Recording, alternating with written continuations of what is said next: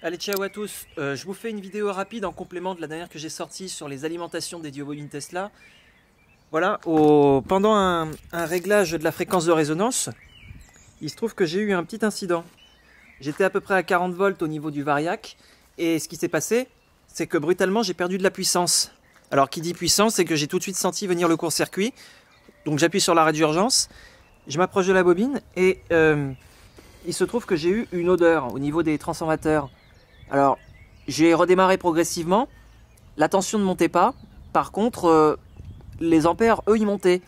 Ou du moins, c'est ce que je suggère, il n'y a pas eu de court-circuit à proprement parler dans le bobinage, mais au niveau de la plateforme en bois, les vis ici traversent le châssis avec un boulon, avec plusieurs boulons, voilà. Mais il se trouve que la carlingue, comme je vous l'avais dit, elle est reliée au secondaire du transformateur. Or, comme ils sont branchés en série, entre plusieurs transformateurs, ils n'ont pas tous au même potentiel. S'ils sont branchés en parallèle ici et en série, ils seront donc pas tous au même potentiel et il pourrait y avoir plusieurs milliers de volts entre les deux. Et ce qui s'est passé, c'est que je suppose qu'un arc électrique s'est formé entre là et là, le courant est passé, ça a fait figure de Lichtenberg, et ben maintenant ça fait court-circuit. Il y a comme une espèce de grosse résistance maintenant en parallèle. Les prochaines modifications, je pense que ce sera de mettre de la visserie en nylon, et éventuellement de combler les trous avec du papier aramide, pardon. Exactement comme le même qu'il y a sur les transformateurs. Ça coûte pas très cher. Et je pense que ça réglerait le problème. J'ai déconnecté tous les transformateurs, toutes les bornes, que ce soit la culasse, le noyau ou le secondaire, la sortie du secondaire, ils sont tous indépendants les uns des autres. La seule connexion qu'ils ont en commun, c'est le châssis en bois. Maintenant, j'ai ce multimètre qui est juste là, qui a une particularité, c'est de pouvoir monter beaucoup plus haut dans les résistances par rapport à un multimètre conventionnel. Celui-ci peut monter à 200 mégaohms. Prenons par exemple celui-là et connectons-le à celui-là. On s'assure qu'ils soient bien déconnectés les uns des autres. Ben là, on a carrément du courant qui passe, mais carrément. Donc on va diminuer d'un calibre.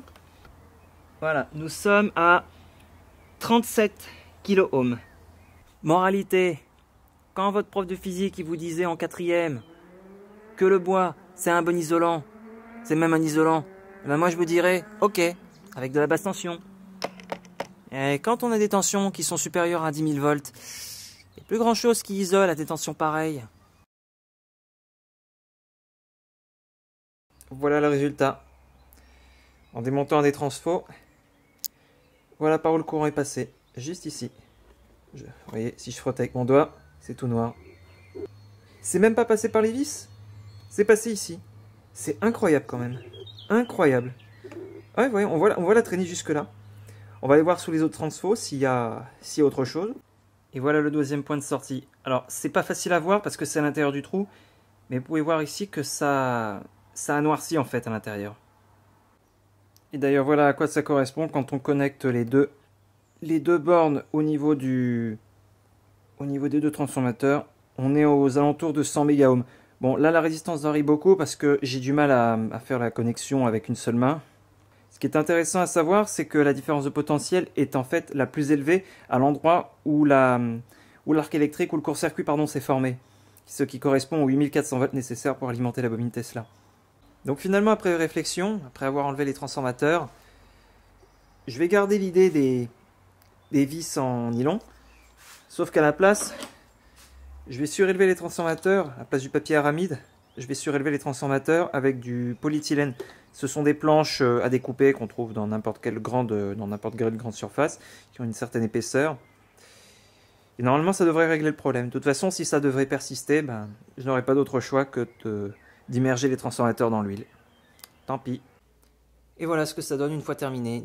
On a toujours les vis en nylon et les petits supports en polyéthylène sur chacun des emplacements de fixation des transformateurs.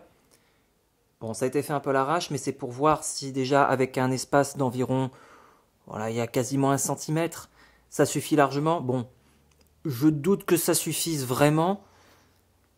De toute façon, si le problème devait se reproduire, il se reproduirait de toute façon à ce niveau-là, au niveau des connexions entre le 230 volts. Et si jamais ça marche pas, il faudra improviser mettre les transformateurs dans l'huile, il y aura pas le choix. Et ben voilà.